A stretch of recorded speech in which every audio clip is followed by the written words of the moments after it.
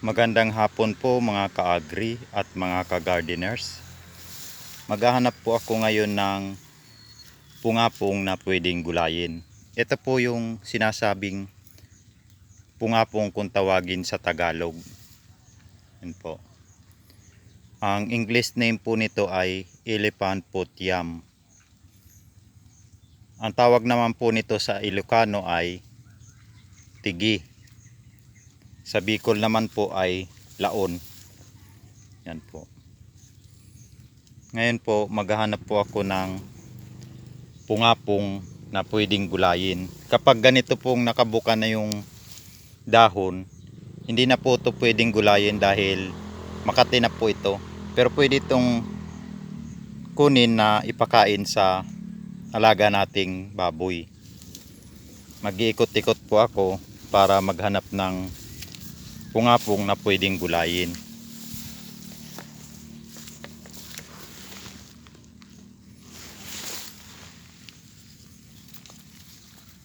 Ito po ay yung pungapong na bagong patubo pa lang po. Pero hindi pa po siya pwedeng gulayin dahil sobrang liit pa po. Yan pa po, meron pa po doon. Ito po. Ganito po dapat ang pungapong na pwedeng gulayin. Yung nagsisimula pa lang pong bumuka yung dahon. Ganito po. Naka ano pa po siya, tiklop, pabuka pa lang po. Kaso sobrang liit po nito kaya alanganin pong gulayin.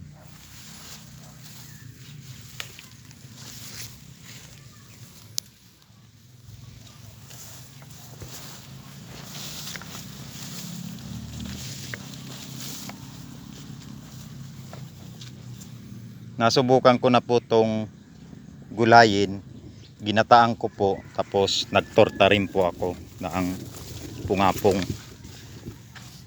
Yan po.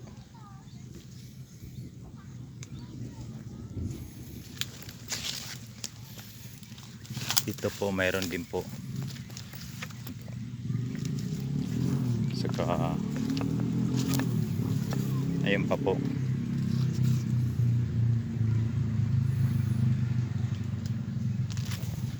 Ikot pa po tayo para makahanap tayo ng pungapong na pwedeng gulayin.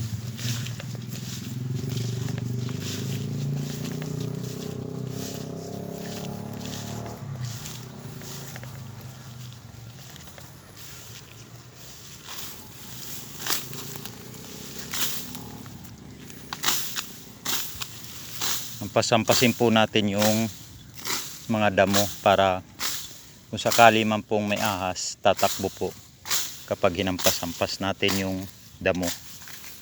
Dito po, meron po ditong pungapong na pwede pong gulayin. Yan po ang pwedeng gulayin.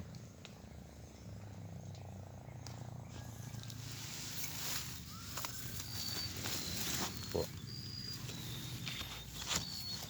Yung hindi pa po siya nakabuka.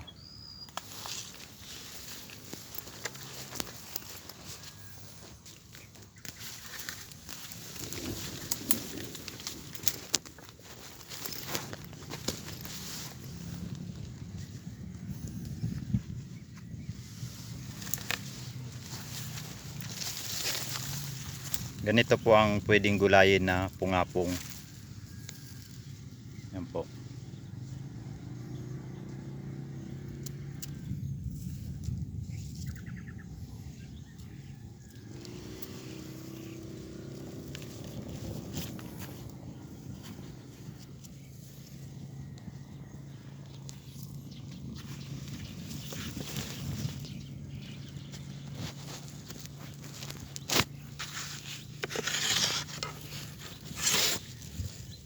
Putulin ko na po to dahil pwede pong magulay pa ito. Nasubukan ko na pong gulayin ito, ginataan po na pungapong. At saka tinorta ko po. Itong kinukuha ko po ngayon, susubukan ko pong adobuhin naman po na pungapong.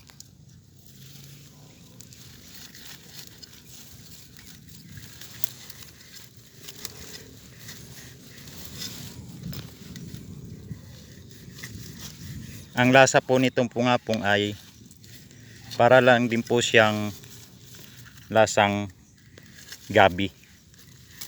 Pag tinorta naman po, lasa naman po siyang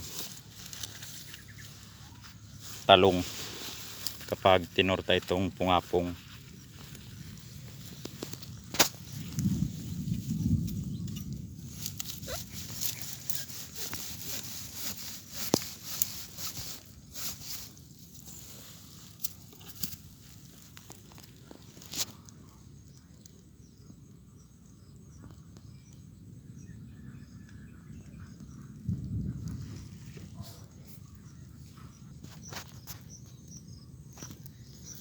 Ito na po yung nakuha kong pungapong na pwede pong gulayin.